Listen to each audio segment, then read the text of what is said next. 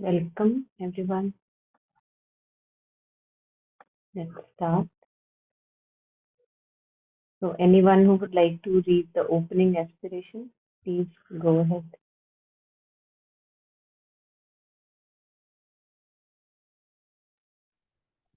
With boundless compassion and wisdom, I will work for the welfare of all. May we be free from hunger and discord and have joy and a world at peace.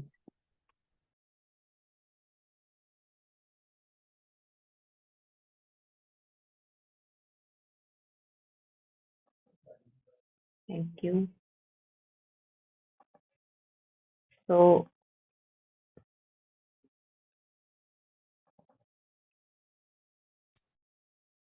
the last time we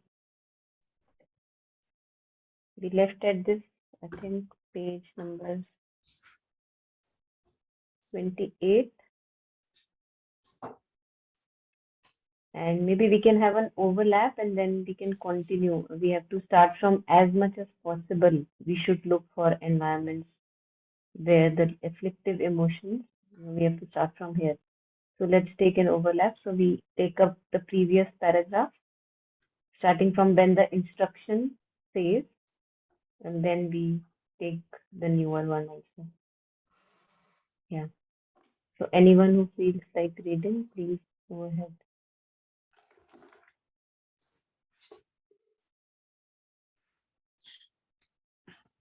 When the instruction says, when unfavorable places are abandoned, disturbing emotions gradually fade.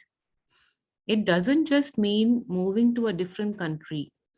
It can also mean changing outer circumstances that don't serve us, like endlessly watching television or looking at the computer or mobile phone, drinking and partying, or just talking a lot of useless gossip and worldly talk.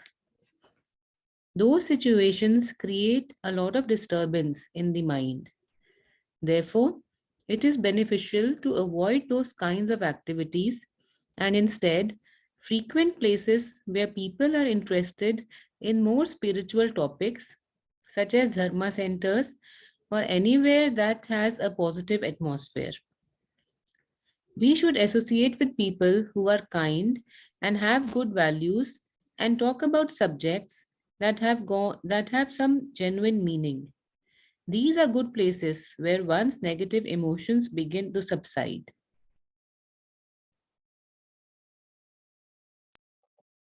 Yeah, thank you. Maybe Ritu, you can take up the next one also. Yeah. Yeah, yeah. As much as possible, we should look for environments where the afflictive emotions, such as our anger, aggression, jealousy, and attachment, begin to grow less. At the same time, our good qualities are given a chance to increase because everybody else is trying to be kind and friendly. And so naturally, one wants to be kind and friendly too. It becomes natural when we are in an environment where these qualities are admired and appreciated. Yeah, thank you.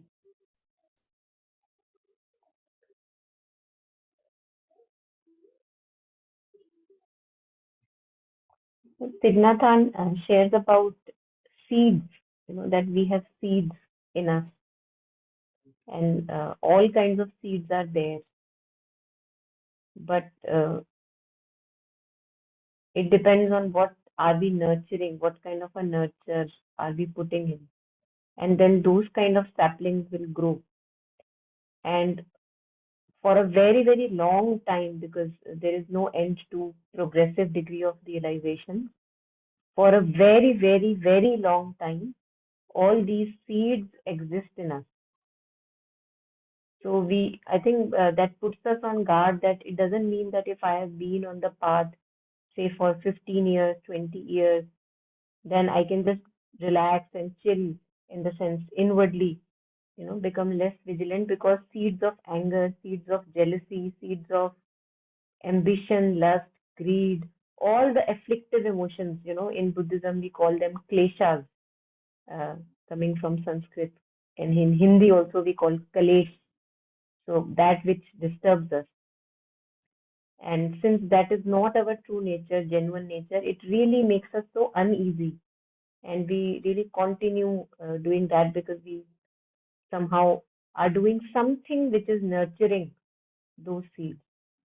And that something can be either in the mind, getting involved in those thoughts, feelings, and like believing in them very tightly, not holding them loosely, just believing in all my storylines. It's like a nurture for those seeds to spring up again. And that's why nowadays so much there is a talk about this being mindful of what you are thinking. So if the thoughts are afflictive, if the thoughts are really like they're pulling me down, they say that I have a choice that I can stop and choose to read something or engage with something which uplifts me. It's not that I don't have any say over what I'm thinking. So I think it feels like when we have had enough, like when I have thought about all these disturbing thoughts, storylines, and everything, there is no end to that. And if I have done that enough, if I have suffered enough and made others also around me suffer enough, then somehow I feel that there is a conviction that arises from within that next time when the storyline will rise up, I would not give it fuel. I would be mindful of what I'm thinking. So all these ways of either doing a japa of divine names or staying with the breath, not engaging much with repetitive loops of thought, or the being mindful of what I'm thinking, what I'm feeling, what I'm talking of, by my words, my actions. And there is no end to this mindfulness. We may think that we are doing enough, but it's never enough. We slip so many times. So yes, all the time we are nurturing either the positive seeds or the negative seeds. And I cannot say, even after 50, 80 years of being in spirituality and discussing these things, that I don't have the seeds. I have the seeds. It really takes a lot of really many, many lifetimes and degrees of realization to be totally rid of a seed. Like, in one story, somebody is provoking Buddha and trying to make him angry, and he's not becoming angry. So he says that I don't even have now the seed of anger. So no matter how much you do the nurture, the sprout is not going to come up because the seed is not there. But all of us right now, wherever we are in our journeys, I think we can be certain that we have all the seeds. So taking it as a fact that yes, I have all the seeds, positive, negative, beneficial, non-beneficial. Now, what in this moment I'm nurturing, becoming conscious. So that was what was coming to me here. Yeah, any additions and reflections are welcome.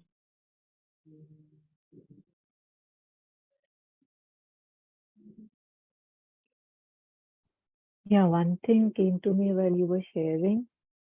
You said that, and obviously it's a fact that we do it for ourselves and we also do it for others, right? Like it's part of it. Like if I am able to not say get into an afflictive emotion, it helps, right? Because the whole environment doesn't get afflicted by that emotion. So, a lot of times we want to do things for others, right? Like sometimes you get this feeling, ki kya karu? What do I do? How do I make this special, or how do I convey that, I was thinking about you, or something like this. Like we want to do things for the people that we love.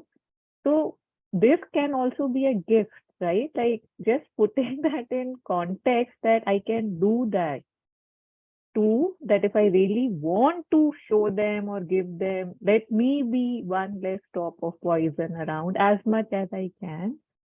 So yeah, thank you. That's it right now.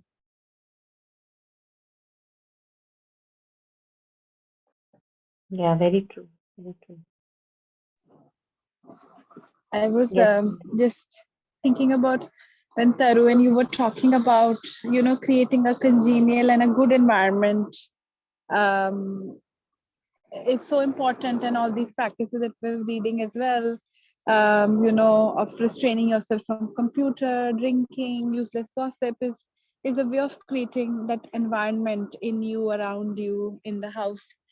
And but from my experience, what I have realized is, and I've really something that I've realized over time is that we think of making the environment better, or what I have always tried to do or sharing is through my words, like maybe saying good thing, or maybe we think about actions, always so much emphasis on saying something, doing something beautiful and everything.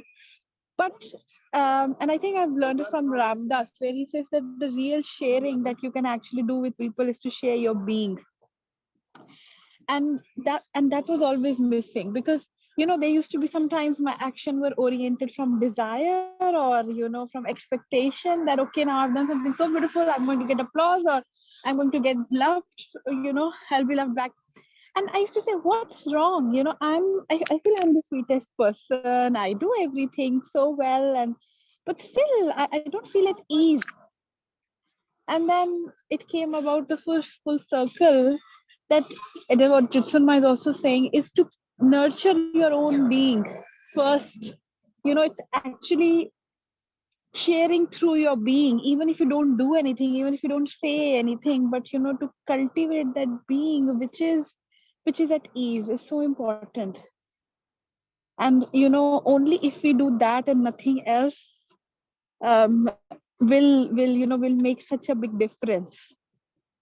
So, like, even with my partner, sometimes I used to lecture him so much about Buddhism or something, he used to get angry, or even my colleague. And I used to say, my God, it's good to share everywhere, I feel, I need to share and everything. But you see that it never really made any impact. And my partner would say, okay, now stop lecturing me, okay? I don't mother me. And I used to feel really agitated that he's not understanding, or my colleague or my friend. I said, they're not understanding, and what's wrong? And then just few days back, I just realized that when he got angry, what I did was just not engage in his anger. I just kind of created a wall that let this vibrations not touch me. I don't want to say anything. I don't even want to think that this is wrong or judge him, but to cultivate my own being. And just to, like, I called Ma, like, I kept saying that, I just want to, maybe the music is really bad outside at the moment, but I want to create your music within me.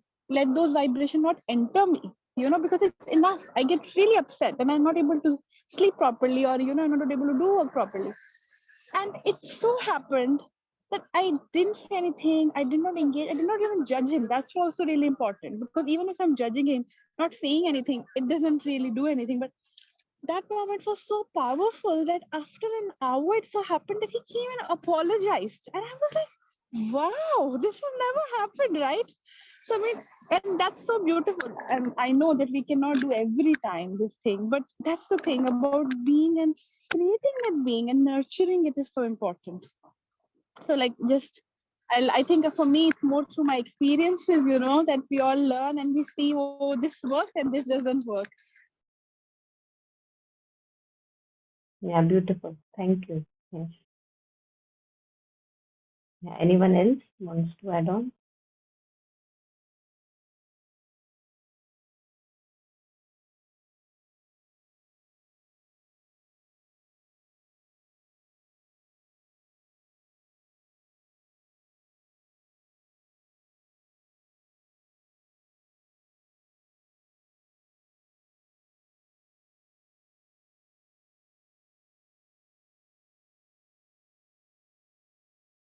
I remember once Dr. Alok Pandey had once in his talk somewhere, he had shared that,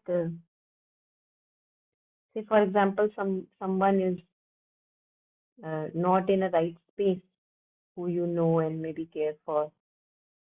So rather, as like Nandini was sharing, rather than reacting from that, what Eckhart Tolle would say, pain body.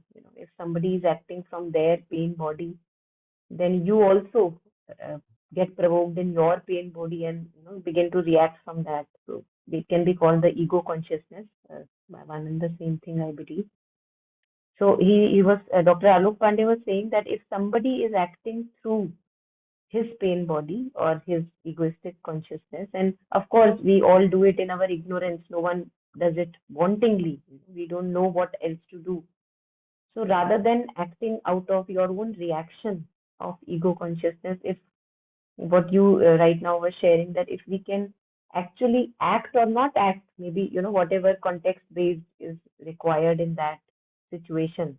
At times silence may be required, at times communication may be required, but not speaking or interacting from that reactive entity within. I think that is really as good as it actually is creating that environment which is not nurturing anger, aggression, jealousy, or stickiness.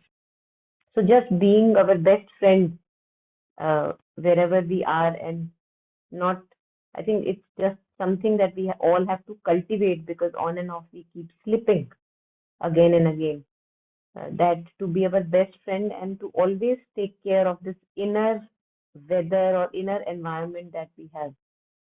So what you just were pointing at. And as Taru was sharing earlier, that that's almost one big social responsibility or social service that we are doing. People may not know it, we may not receive any rewards from it.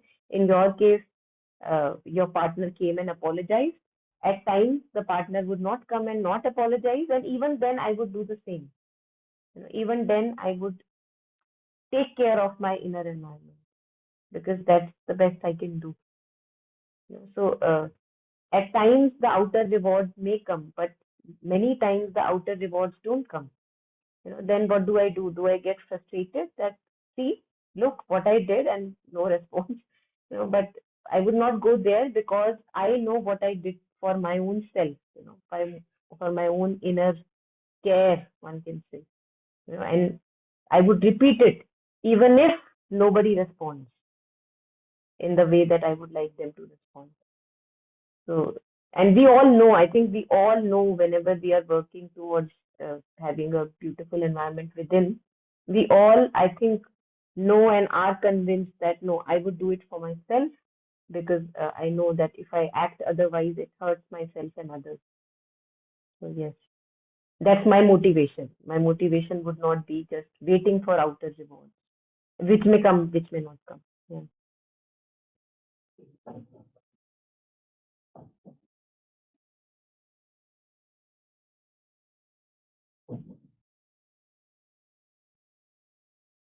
And Dr. Alok Pandey also talks about, yeah, so I left the thread in between. So he said that, actually, he said that if you like talk to him or her like, oh, arise, oh soul, something like that. Arise, awaken, oh soul. So just awakening the positive aspect of that person, since all of us have soul consciousness or the Buddha nature, and it's already perfect and totally shiny and glorious. If when the person is in that kind of a muck and darker shade, and if we can invoke that, the positive vibration in that person, so that's something which helps. Yeah. One may not understand the language of arise, oh soul, we may get another slap. Like Nandini was sharing that, why are you mothering me? So not to go there again, context to context, not using any formula. And another soul may be lying on the floor with that slap. Yeah.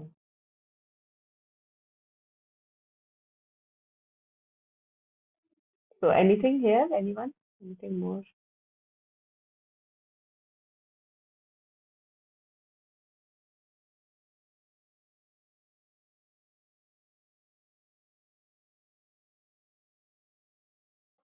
Okay. So we see this, as it's so some of us have been to retreats or some kind of like going out for 3 to 4 day residential workshop or something like that.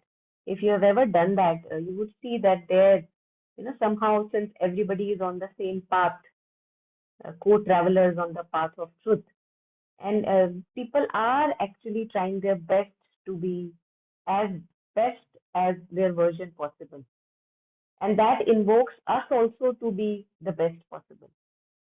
right? We have seen that happening. When somebody else is kind to me, then and there are more people who are around me, like I'm wondering why is everybody so kind? Let me also be kind.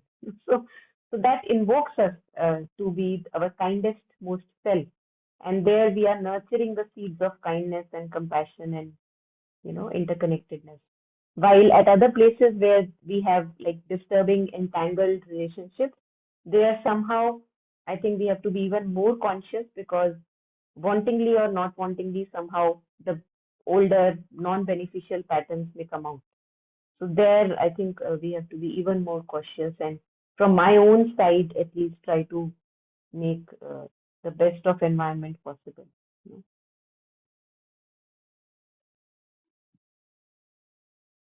Yeah, so we can maybe, if not anything at the moment, we can maybe take a couple of uh, paras more. So if anyone would like to read, we can start from it is also important to be selective with the company that we keep. So anyone who wants to read, please go ahead.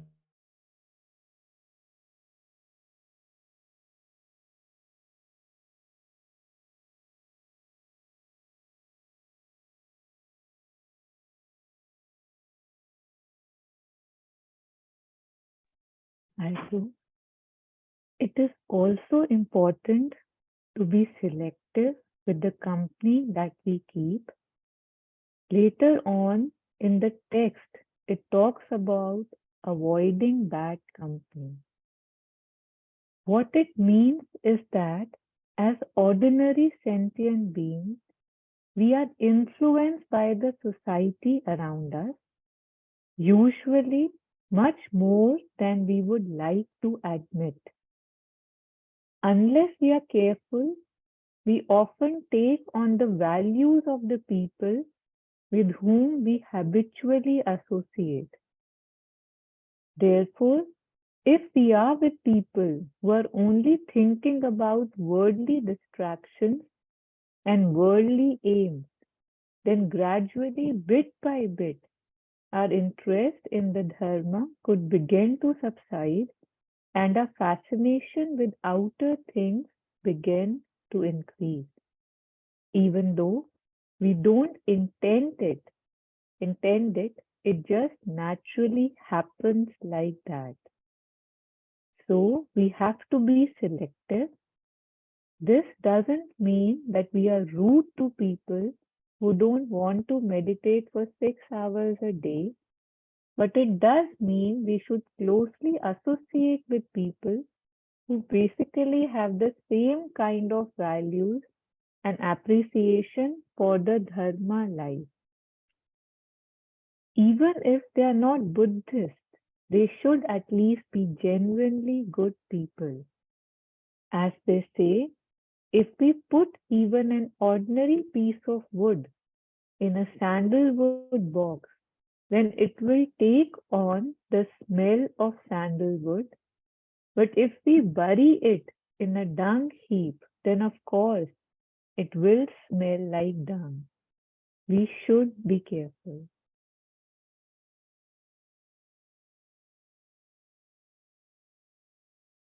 I really, liked where it said that much more than we would like to admit, right? Because a lot of times, I would say most of the times, it just escapes us, right? Like even the example that we were discussing, that how when somebody is angry, like you are absolutely fine, a person comes and starts shouting at you, it doesn't take a second for you to ride on that wave, and it doesn't hit us that, but it's not coming from me, I'm just catching it, right? And I have a choice right now to not catch it. It's very strange, but I have to say that once you start seeing this, like even after the fact, if you can just sit and see that, but I was fine, how did that happen?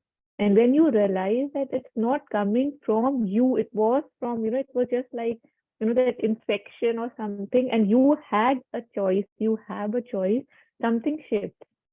Like there are times then, of course, when you're not able to do it, and yet there are times when you can see that you do have that choice. So just this awareness that yes, it's a fact. It's not that in some cases it happens. Every time a person would come and say, shout at me, or if they are being, this aim thing, this goal that how people want to have materialistic things, you don't realize. And like it's happened to me that, somebody has been thinking of something and I'm doing something else, and a thought comes and I start thinking about it, and I'm like, why is it coming? And that person enters the room and shares that, how about we do this? And I'm like, okay. And it's like when you're living in an apartment, I used to wonder, like, especially in India, like so many families living together, I was wondering that how much one would be affecting the other with what we are attracting, what we are doing, and we do know what we are doing, right? So it's not a good influence. So again, it just comes to, that it's scary if one gets into that domain, and if one just has to, invoke that protection, that may I be guided, may I be guided to where I need to be. This thing, it has to be an active, I feel, recognition, an active offering that it's too much. Otherwise, it could never happen. And yet, we always see the negative things, but yet say the dharma is there, right? There are people, there are things, there are monasteries, nunneries, temples, there authentically good is happening. And not even, I mean, I feel silly saying just monasteries and nunneries and temples, good is happening. Good is happening too. So associating with it and reminding ourselves that, like, how Jetsunma only says that how there's more good happening than bad, and just because of the news and our attraction towards these sunny case khabare, just the negative touches us. So what am I choosing to listen? Yeah, thank you.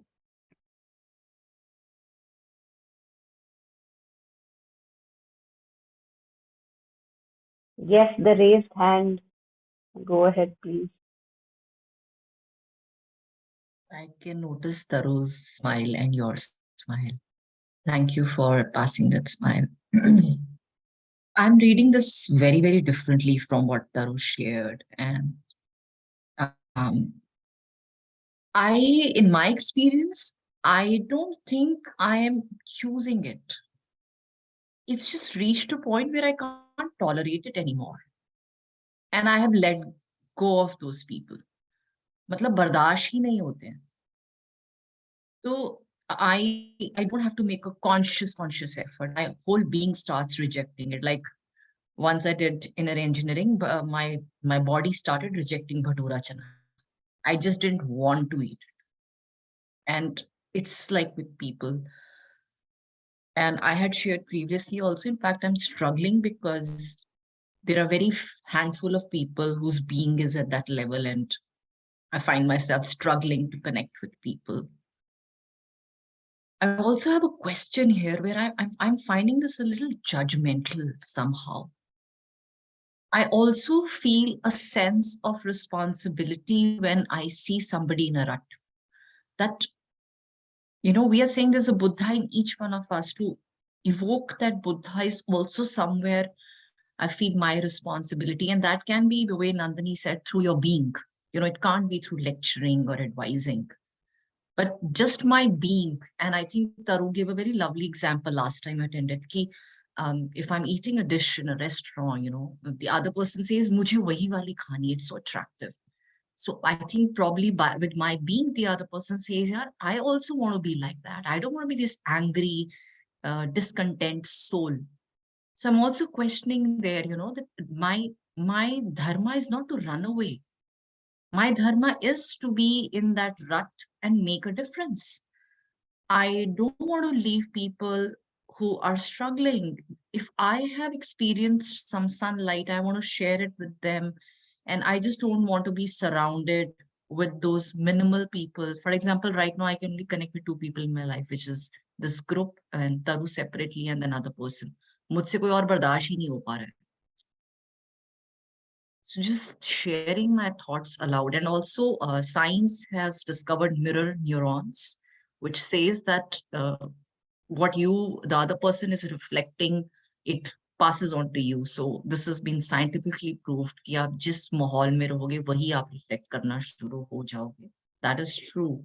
I mean, वो तो experience भी किया है हमने. Just saying aloud.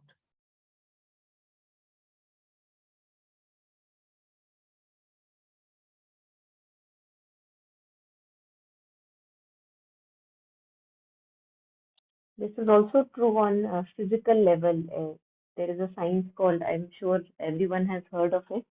It's nothing, not very secretive. It's called epigenetics, where they say that if you are prone, like your family has a tradition of having one kind of a disease, say diabetes or anything else, and if you have that gene, it is not 100% that you would get that disease. And they call it the science of epigenetics, where it depends on the nurture. So they say nature versus nurture. And if there are like two environments that I'm working, experimenting with, the same gene is kept in one environment, which is pro-diabetic, and then there is another environment where you give a different kind of khad or nurture to the same gene. Now, in this case, the potential of sprouting up of this gene or becoming dominant and showing itself up is much less as compared when you are, so even in physical aspects, like I have a tendency to become diabetic, but if I give a different nurture, I can even override that physical, determinism. Science of epigenetics, it's EPI. It's very common now. It's like has been there for many, many years. And it's I think the one of the main person here was Bruce Lipton, who talked about this, the science of nature versus nurture. So the kind of nurture that we give ourselves, and the baddest kind of nurture that can be given to ourselves, is the company of our own storyline. But it is so close to us, like it is so close to us that we don't see that. We see the other people around who are my company, but I miss looking at my company of thoughts. And that's why mindfulness helps. Yes, that you have to, what am I thinking? What am I ruminating upon throughout the day? Is it helping me? Like you were saying, that judging, and again, a sharabi, what help can a sharabi give another sharabi? He would say, oh यार तुम miss कर रहा होगा शराब को, ये ले एक और बॉटल पकड़.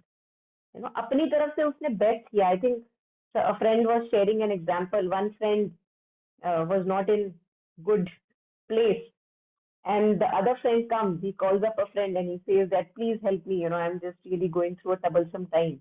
So he says, hey, तेरा भाई है साथ में. आता है तेरा भाई तेरी help के लिए. And where do they both go? To a pub and spend 10 hours in a pub drinking. So what good help can a sharabi give another sharabi? So before I am ready to help or give my hand out, I have to look at my condition. That's the thing. We are not judging. We are making ourselves prepared. So that, like we are all in a marsh, like swamp, daldal. This is the example that Jetsunma uses, many a times. He says that if I get out of the swamp, then I can lend a hand that please hold my hand, get out. There is a dry place here. But when we are all in the swamp and we are deluded, our perceptions are deluded, what help can we give each other? We are not wise, we are not intelligent. So it's not about judgment, but it's about preparing myself so that I can reach some place, somewhere. And for that, even if I have to take a retreat of 10 days, go away from this world, so that I prepare myself and then I come back. That is allowed. That's what all these masters have done. Jetsunma, 12 years in a cave. Why would one do that? So that I can be of benefit to others. In our relationships, we take breaks.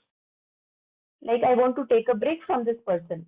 Please give me like 2 days, 3 days of a break. I want to just find myself out, sort myself inwardly. Why do we do that? And we deserve this break so that we can find ourselves without any roles and responsibilities, come back to home, again. And then when we come back again to that relationship after taking this holy dip in our own self, then we are again a different person ready to benefit others. So it's not about that we have to go away from this world and leave the rut as it is. No, it's about preparing myself so that I can be in as much as rut possible without getting damaged. And you would see that people who really work on themselves, when they go out and work with people who are labeled as criminals, sinners, like murderers, and they don't judge, because now they are in a position that even being in that so-called drain now doesn't make them smelly, because they've been working. So I think we all deserve this first going out, being selective in our company, making our roots stronger, like we put a fence around a sapling. We don't put a fence around a tree, but around a sapling, we put a fence, because uh, it needs proper nurture. Nobody should trample upon it. It needs proper sunshine. But for a tree, it can survive without many things for many, many days. It would not get affected. So I think we all deserve to put a fence around us for as long as it is required. And then we come out of the fence, then we know that now we are ready. And it's not about judging what is outside the fence. No, it's just preparing so that without judgment, when I enter what is outside the fence, I can benefit rather than put keychain on it. And this, the anger, or the thing that you were feeling, that I don't even like, I feel a disgust. It's just part of the process. It is not that this disgust is not going to stay with us forever. But we need this time out, and the care.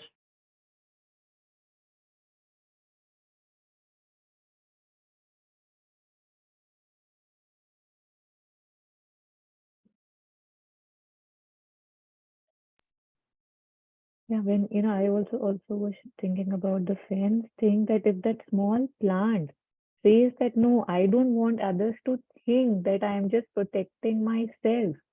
I don't want that fence. It will get trampled and it will die, right?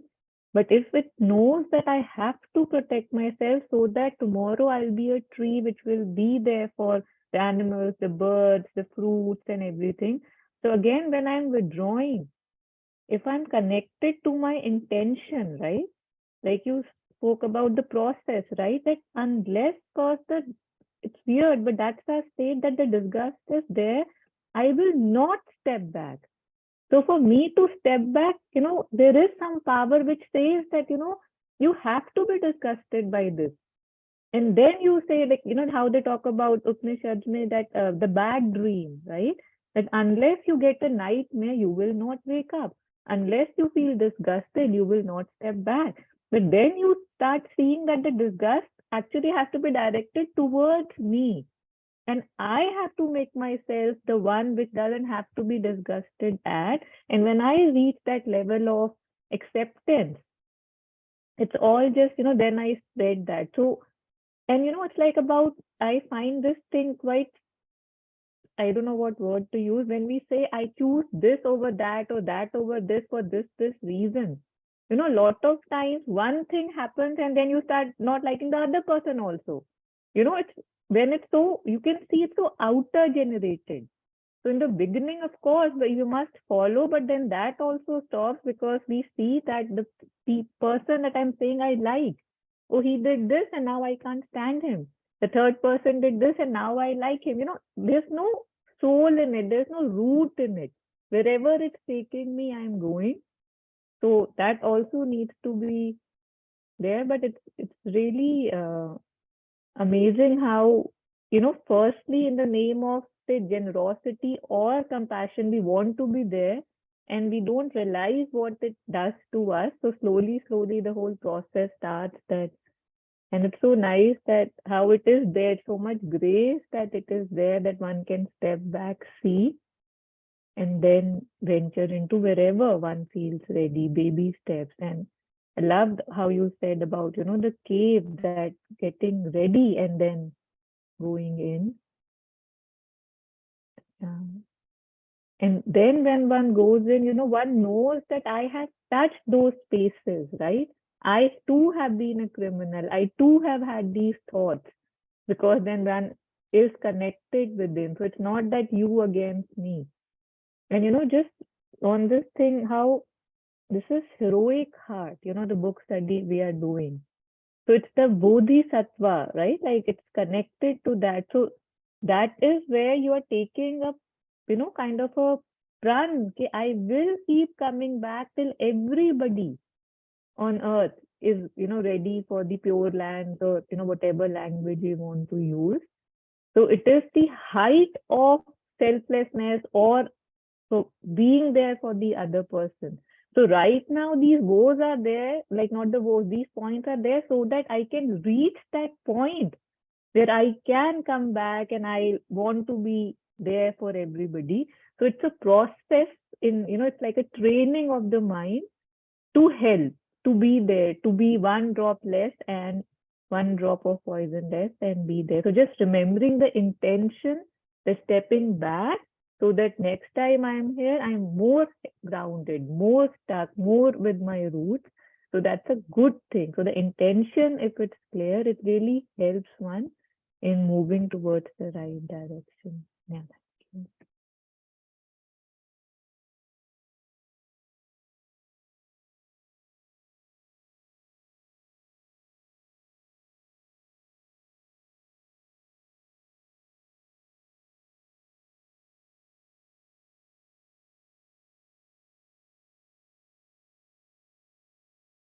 We often talk about here in our many sessions, we talk about self-abnegation.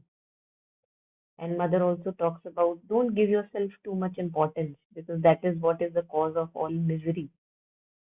And I see that before we can not give ourselves too much attention, before we can be in a place where I don't matter whether the divine work gets done through anybody, it doesn't matter whether it's me. Like I'm not the center of attraction. Before I can get to that stage, I think we have to give ourselves so much attention, not like wanting attention from people, but becoming conscious of what you were sharing, becoming conscious of my thoughts, and why do I call these my thoughts? What is so my about them? They're just happening to everyone. What you were talking in the beginning, that, it's like somebody thought about something and I just caught on that wave. I don't even know, and now I am calling it's me who had this thought. So that clinging to our thoughts, clinging to our feelings, sticking all of them as my desire, my feeling, my jealousy, my ambition. And we have no idea that that's why these words help, that these are whole worlds of ambition, a world of desire, a world of greed. And there is nothing personal about it. And I feel that really helps if I read this somewhere, that oh my god, I was thinking it's my ambition, but no, I was just open and vulnerable and I just caught on it. So I think then it is easier for me to shed it off also,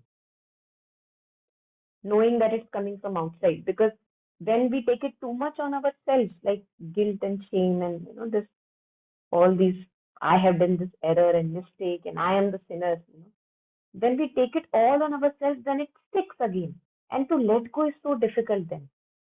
But when we become aware that, oh my God, these are like worlds of these things existing, and there is nothing personal here. Like you were sharing that if I can get a sinful thought, so called sinful, anyone else can get. So, what is so special about it? Anyone can get it and anyone can shut it off.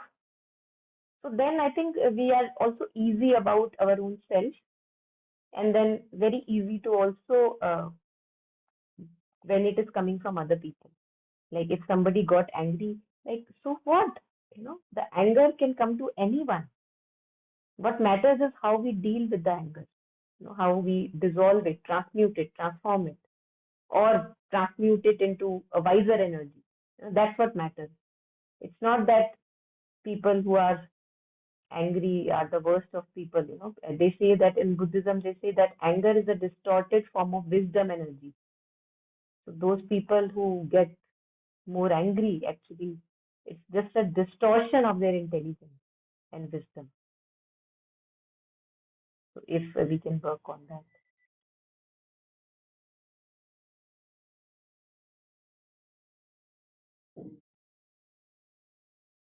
All right. So anything here? Anyone?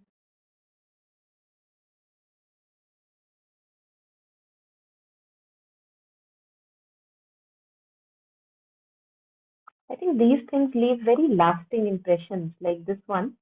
Therefore, if we are with people who are only thinking about worldly distractions and worldly aims, then gradually, bit by bit, our interest in Dharma could begin to subside and our fascination with outer things begin to increase. So, and we same vice versa is also possible, and I'm sure all of us have touched those people in our life. And whenever you talk to those people or see those people, they are just reflecting upon something which is uplifting, and maybe talking about something which is uplifting. And no matter whether we admit it or not, they just leave such a long lasting impression on us that when you remember that person, the only thing, I have many people in my life where, like if you remember a person, the thing that you remember is that, oh, that person was always talking about Sai Baba, or that person is always reading this literature or that scripture, or always discussing that, or maybe talking about Kabir ji or discussing upon those couplets. So I think these things really leave a very lasting impression. And the idea may be very subtle. The other person may not even know that what kind of a blessing he's doing. But just that continuity of that slow simmering of that, some words which are uplifting, it just leaves a very lasting impression in our being. And so does the other kind of things also. So what am I choosing? Like somebody was sharing with us that when she was little, then her father, who was very much connected with the mother, he would just ask them to rattle the words and lines of Savitri. And she said that we would be chanting like it was the hour before God's awake, and like we used to, chant our multiplication tables like that. She would say that we would do. I mean, amazing that that was happening. And then she earlier would wonder that why am I doing this? Like just writing something which doesn't make any meaning to me. And now when she is like 50 plus, she shares that when I'm going through now such a difficult time, then somehow those lines of Savitri, which are now embedded in my being, they just come up, and they just show up, and some reflection comes, some insight and help comes. I don't even know how. So such is the power of habits, and we have to see whether what kind of habits we are inculcating. And if there are habits which now are not beneficial, then maybe time to develop some beneficial habits. Yeah, yes, Gurbani, yes. Mm. Sri Aurobindo talks very interestingly about how we can approach the divine either through agnosticism or atheism or theism. So don't worry about, where you're coming from. It doesn't matter. Yeah. Yeah. Anyone wants to add up?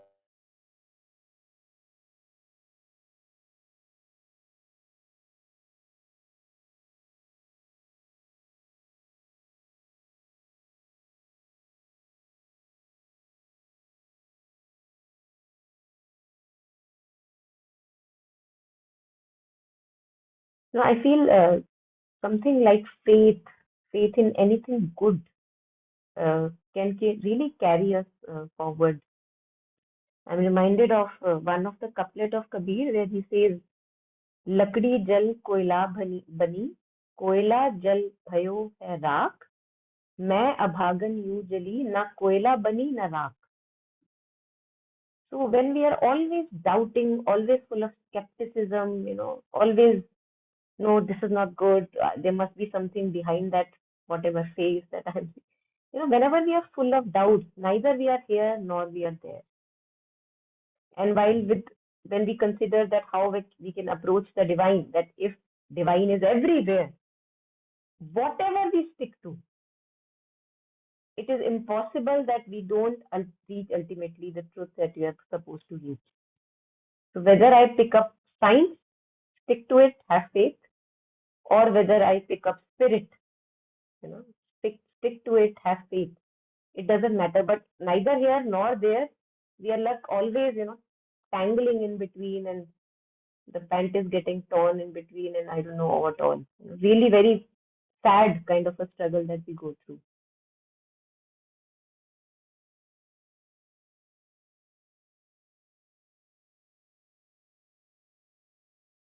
Yeah, so if one can have a little faith in whatever one believes in, I think that would do the thing, take us forward. Yeah, so okay, I think, yeah, maybe we can actually finish. Maybe, let's see, I don't know. Don't want to rush. So this, yeah, we can take up 2 more paragraphs maybe today, starting from as we begin to practice and our minds begin to calm down. Anyone who feels ready.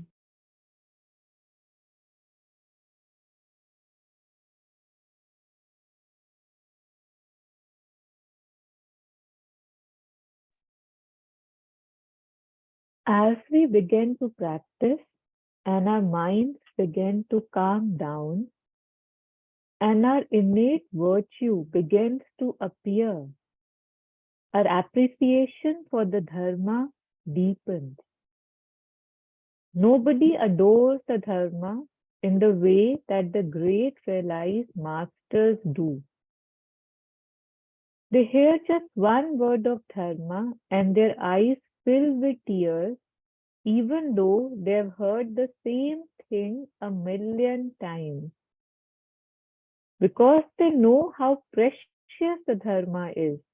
They have not just studied it, they have not just thought about it, they have become it. Their appreciation and devotion is genuine, so they are deeply grateful.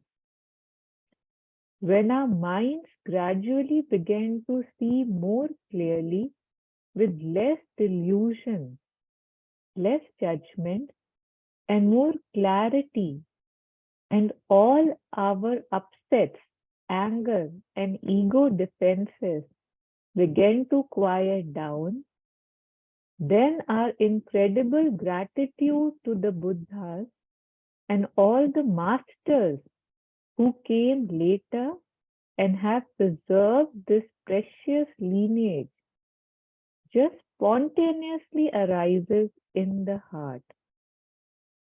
Our faith is uncontrived. When we imagine a world and our lives without the Dharma, we feel deeply grateful, deeply grateful.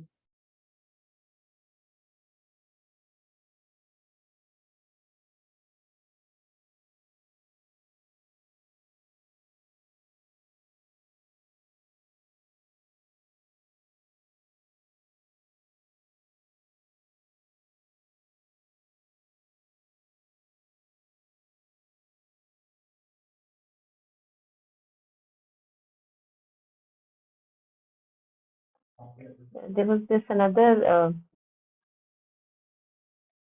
couplet I'm reminded of again by Kabirji where he says, सतगुरु की हाँ या सतगुरु की महिमा अनंत, किया अनंत उपकार, लोचन अनंत उगारिया, anant dikhavan har. So he says again this gratitude, that when we begin to see, look at ourselves and our eyes slowly begin to open from the slumber, then it like lots of gratitude to all these words and masters, that thank God for all this dharma and the words that are there. Otherwise, yeah, you know, like he says that now I have, like, as if he has opened me up because of the Sadguru, it has opened me up, and as if a vision has developed in me where I can see, to all that to which I was earlier blind.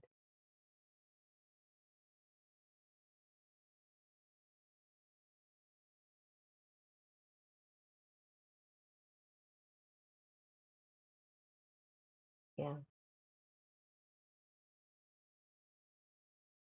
There are many, many bhajans also, of this Mahima that, you are taking me away from this Bhav Sagar, or it's like a nav in the Bhav Sagar, or the boat that you have given me. Mm.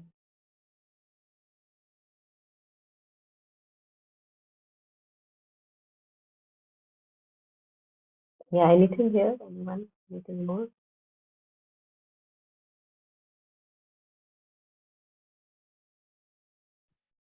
Yeah, it's very beautiful. And, once in a while, when we are feeling a lot of gratitude, one touches that space, right?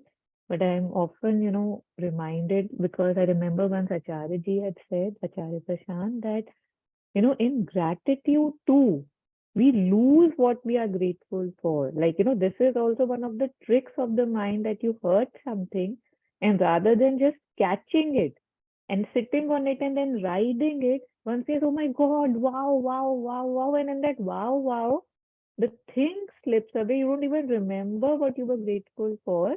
And you're just, so he was like that, don't be grateful if you want to be grateful. Just do it, right? Just become it. So I think that's all. This is very beautiful. It's not that it's not. And yet sometimes we just get lost in it. And then one just needs to be careful that this too is something that is done by me. So I really very strongly resonated with this, that, where it says that all our upsets, anger, and ego defenses begin to quiet down. Because a very big part in the beginning, again, and I don't know till when, it's just fighting with your own self. Yeah, seeing your own self that I don't know, I have an affinity towards slipping the slippery slopes, right? Like the ego, it's not, doesn't let you be. Every time there is some attack, if you see that who's being attacked, who's getting hurt, who is acting up, who wants, it's always that. So it takes a lot of time for this anger and ego defenses to even quieten down a little bit. And so just very nicely worded.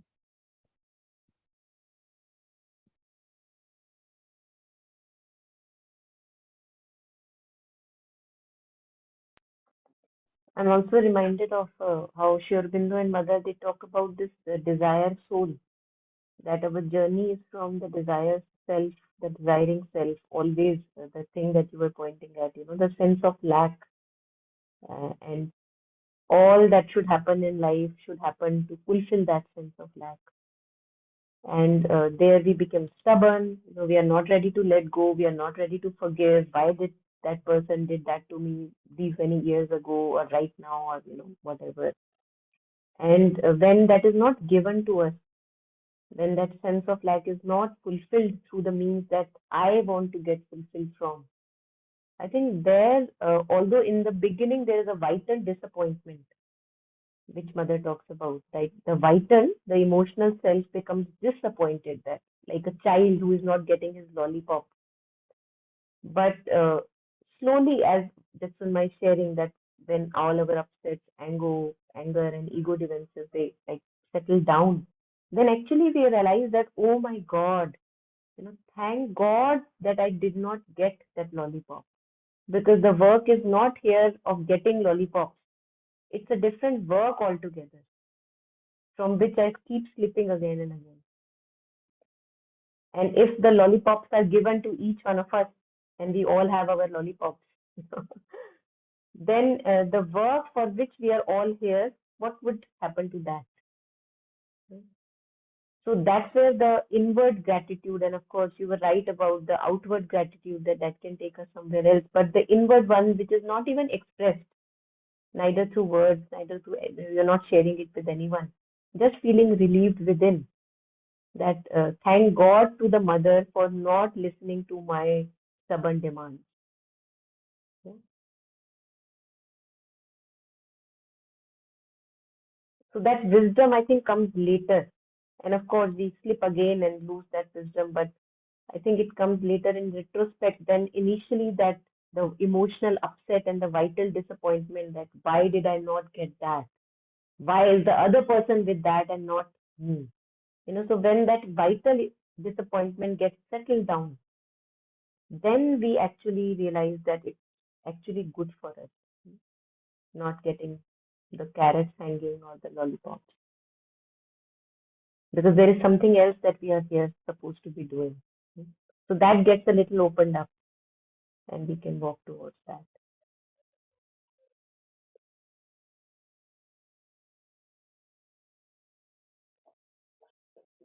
Yeah, so I think maybe we can stop here today and take the last bit in the next one. And in the next one, we can also start with verse 4.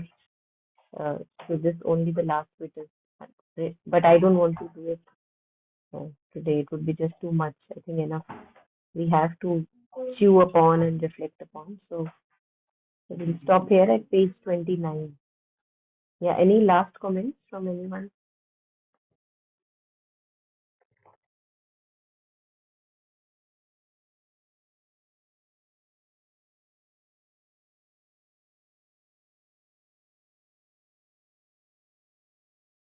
Okay, so if it's a hard sign, I'm assuming we are ready to wind up.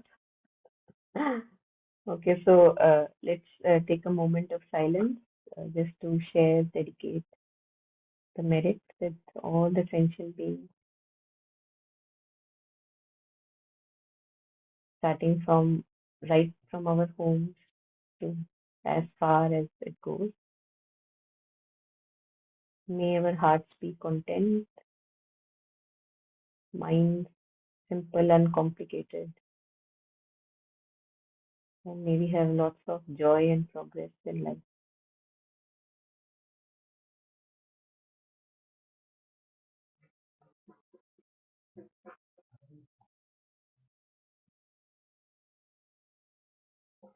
Thank you, everyone.